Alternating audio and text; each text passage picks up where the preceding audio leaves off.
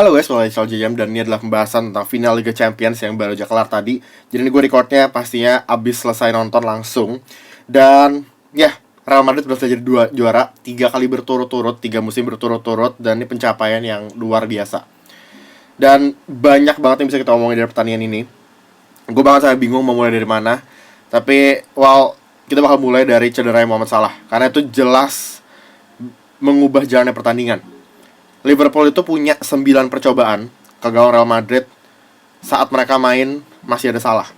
Begitu Salah keluar, mereka langsung gak bisa berbuat apa-apa. Itu kelihatan banget. Dan ya ini bakal jadi perdebatan yang super serius di comment section.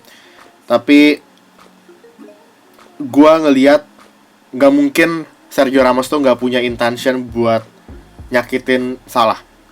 Walaupun mungkin sedikit pasti ada gitu loh, karena jelas Salah itu jatuh, tangan kanannya dia itu ketahan sama Ramos, dan itu yang bikin bahu kiri dia kena. Jadi cedera itu kalau nggak salah bahu kiri dia. Emang bukan yang ketahan di tangan Ramos, tapi itu yang kena bahu kiri dia karena impact jatuhnya. Dan badannya Mohamed Salah kecil gitu loh, kayak hampir ketimpa sama Ramos, dan itu fatal banget. Barusan gue lihat update-nya, Jurgen Klopp konfirmasi bahwa itu cedera yang sangat serius. Dan kemungkinan besar Mohamed Salah bakal out dari squad Mesir untuk Piala Dunia. Jadi ya, untuk semua fans netral ini benar-benar ngasalin banget gitu loh. Salah satunya gue bukan fans Liverpool, gue bukan fans Madrid, gue fans Arsenal. Tapi semua fans netral pasti mau Liverpool menjadi juara karena mereka underdognya. Dan at least kayak mau ngelihat Mohamed Salah main full. Makanya begitu Salah cedera dan gue ngelihat bahkan dia nangis saat dia keluar lapangan, gue langsung bener-bener aduh, fuck. Dan gue tahu itu cedera bahu kayak gitu tuh, kayak dari raut mukanya Salah tuh kelihatan kalau cederanya parah. Sama kayak Carvajal, dia tahu itu cedera parah, dan mereka tahu bahwa nggak lama lagi Piala Dunia bakal mulai. Jadi kayak ekspresi mereka tuh nunjukin bahwa emang mereka tahu itu cedera parah. Mereka tahu mereka bakal out dari Piala Dunia, makanya mereka sampai kayak gitu. Dan itu yang bikin gue jadi kayak sedih dan kesal banget ngeliatnya. Dan gue tahu bahwa Sergio Ramos nggak mungkin, ya tadi gue bilang dia punya intention pasti ada, tapi nggak mungkin intention itu 100% untuk cederain Mohamed Salah gitu loh. Dia juga mungkin nggak nyangka bahwa impactnya bakal separah itu. Mungkin dia emang niatnya cuma buat bikin Salah ikutan jatuh, cuman ya nggak sampai cedera separah itu, karena itu entah dislokasi atau sprain di bagian ototnya atau apapun itu, pokoknya itu parah di bagian bahu. Tapi jelas ada intention dari Ramos. Dan gue cuman kesel kenapa itu harus Mohamed Salah gitu loh. Kelihatan banget permainan Liverpool langsung berubah jauh. Seluruh pemain mereka tuh langsung down. Karena ya gimana pun juga Mohamed Salah itu talisman mereka, pemain terbaik mereka. Jadi ya, kita bakal coba untuk move on dari situ. Kita sekarang move on ke blunder Karius. Blunder pertama dia yang akhirnya Benzema berhasil nyetak gol, dan itu absurd banget sih. Itu benar-benar kacau banget karena dia ngelempar bola dan bolanya itu kena Benzema kakinya. Yang kebetulan Benzema itu emang lagi tetap stay di sana. Kaki kanannya dia mau sengaja blok gitu loh. Dan itu super duper sah, itu 100% sah. Itu nggak ada pelanggaran, nggak ada offside apapun tuh, nggak. Karena bola udah pegang udah pegang Karius. Dan itu istilahnya udah nggak ada hubungan sama mau dia di posisi offside atau apapun, itu nggak ada hubungan. Itu pelanggaran pun mana ada pelanggaran ya, orang Karius lagi pegang bola bebas kok dia mau lempar.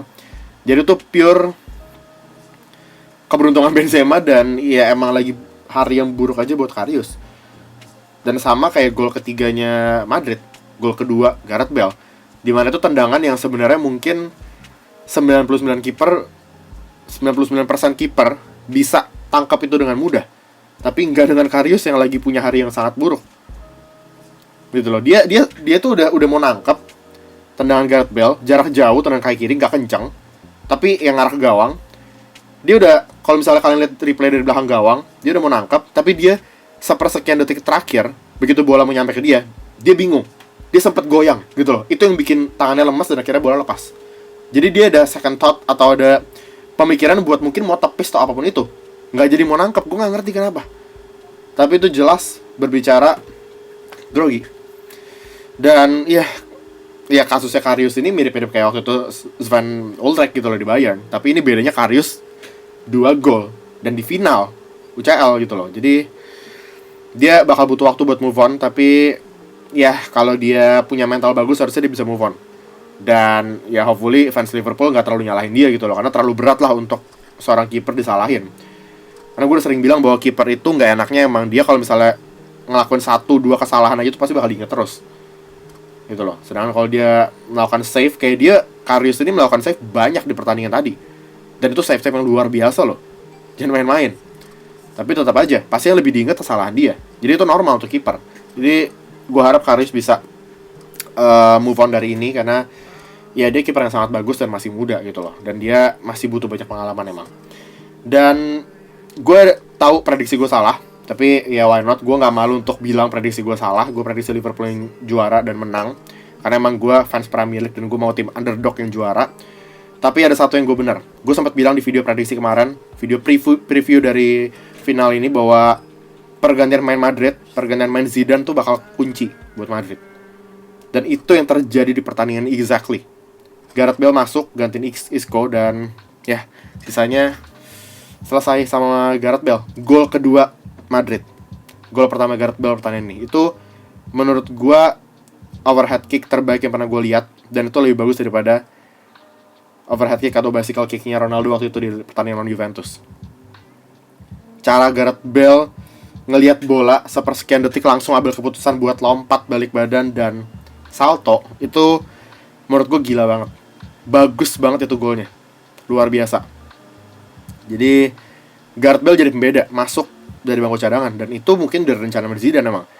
Dari awal gue begitu ngelihat line up starting 11 dari Madrid, di saat Zidane gak mainin Gareth Bale, dia malah mainin Isco, terus dia mainin Ronaldo dan Benzema di depan, gue udah tahu Gareth Bale ini pasti bakal jadi senjata andalan atau senjata rahasianya Zidane nanti babak 2 gitu loh. Dan itu terjadi beneran.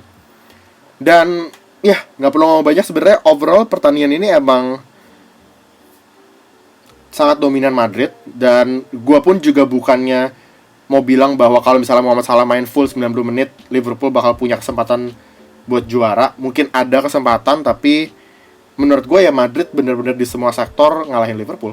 Sesimpel itu aja. Cuman gue lebih ke, ya gue at least pengen ngeliat Mohamed Salah main full lah.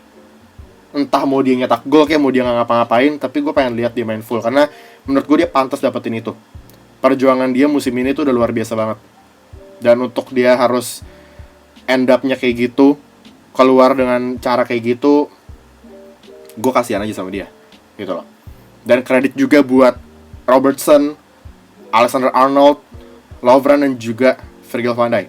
4 back Liverpool yang selama ini kita biasa ejek-ejek, karena mereka itu ya istilahnya di Premier League main kadang-kadang suka angin-anginan, khususnya Lovren. Tapi di pertandingan tadi mereka semua luar biasa, perjuangannya luar biasa banget. Tackle-tackle dari Robertson khususnya. Robertson tuh pemain yang kayak istilahnya karirnya menajaknya tuh gila banget. Bisa main di final Liga Champions, saya tuh keajaiban buat dia. Dan untuk mayoritas main Liverpool juga seperti itu. Jadi menurut gue ini bukan akhir dari segalanya untuk Liverpool, khususnya buat main muda mereka. Tapi ini adalah sesuatu yang justru harus mereka jadiin kayak awal gitu loh. Alexander-Arnold masih 19 tahun, masih sangat muda. Masa depannya masih sangat-sangat panjang. Jadi sekali lagi ini balik lagi ke mental mereka. Untuk beberapa pemain mungkin ini kesempatan terakhir mereka buat menangin UCL. Main-main udah lumayan tua, udah lumayan senior, tapi mayoritas main Liverpool nggak tua kok. Masih banyak kesempatan. Dan ada Lallana, dia masuk tadi gantiin Mohamed Salah, dan akhirnya formasi Liverpool jadi sedikit berubah kan. Mainnya nggak jadi 3 di depan, karena Lallana itu akhirnya ngisi lebih ke kayak sayap kiri. Mane sama Firmino di depan, Sadio Mane geser kanan. Jadi kayak mereka seolah main pakai 2 striker, tapi sebenarnya ya tetap 4-3-3. Cuman Lallana ini emang gak bener-bener kayak di depan terus. Dia sering mundur ke belakang segala macam. Dan Lallana pun emang baru sembuh dari cedera, bahkan gak masuk ke skuad Inggris kan.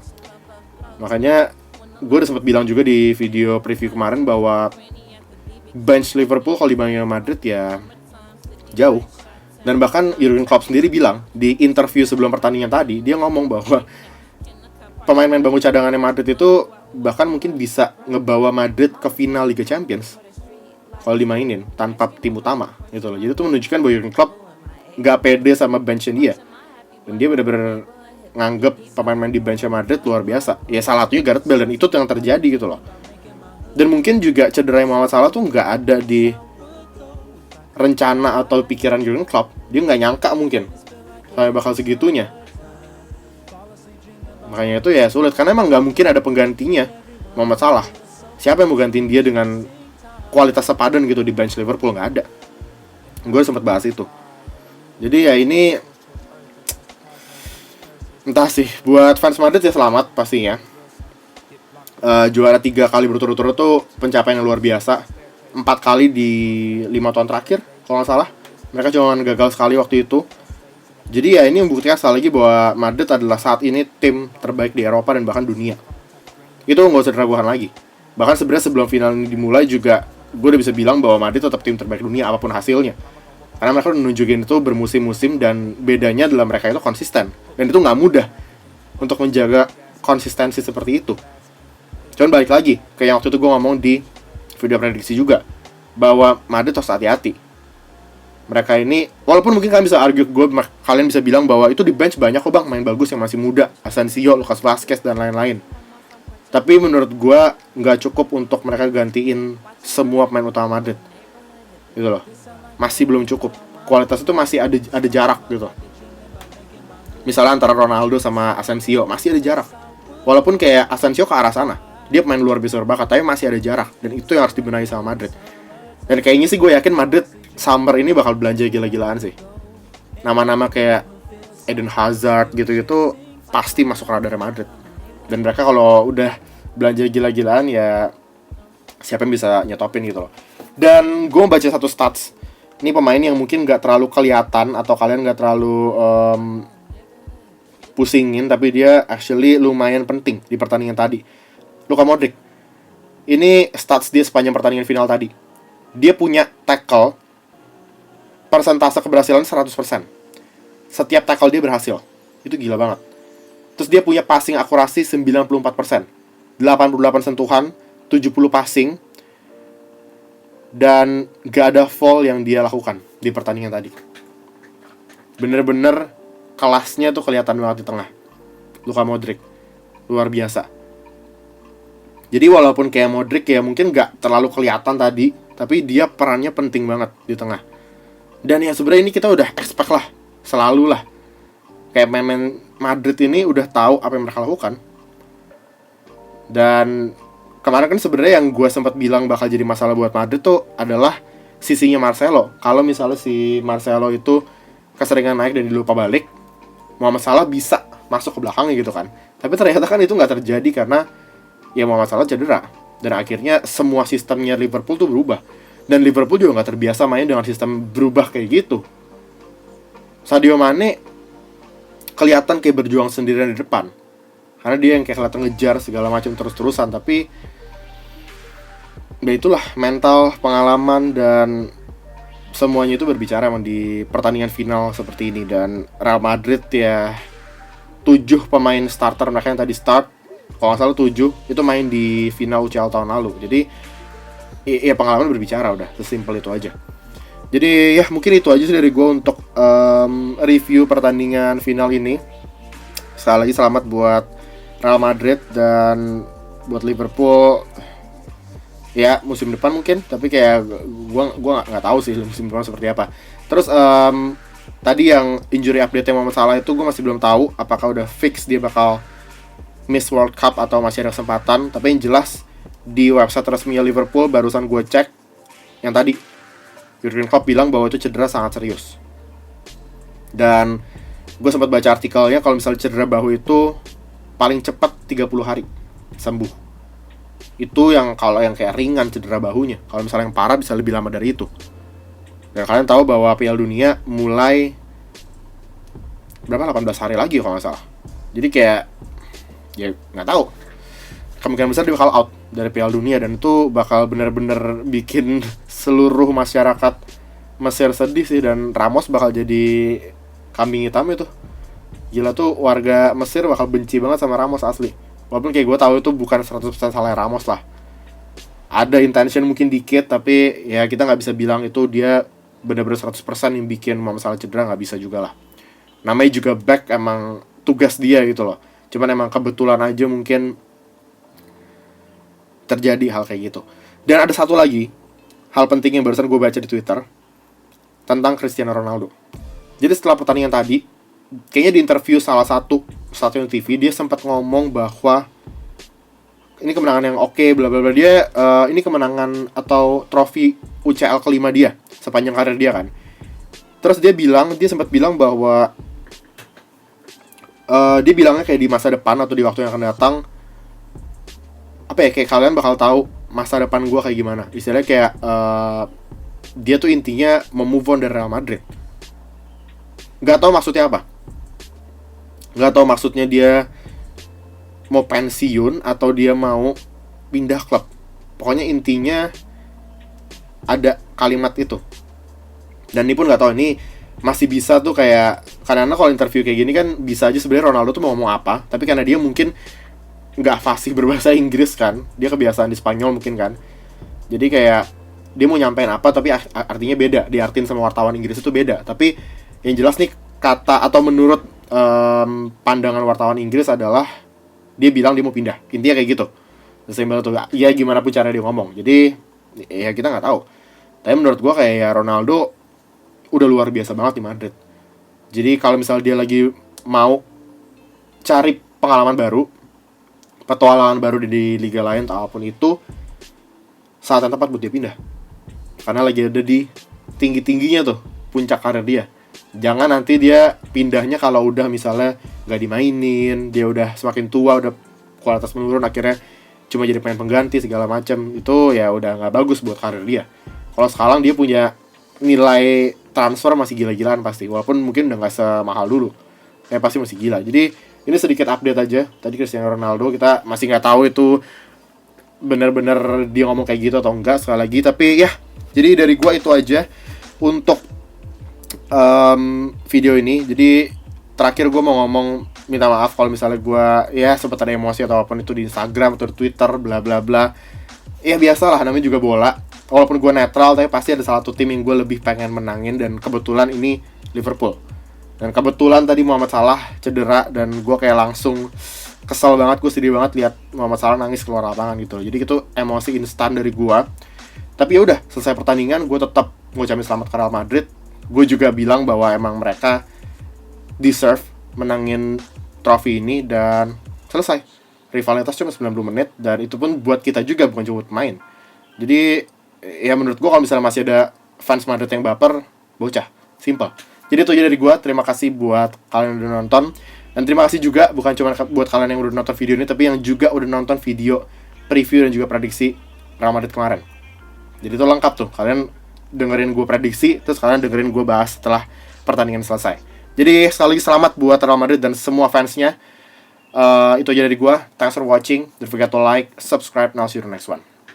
Bye guys. Oh, my heart hurts so good. How I love you, yeah. So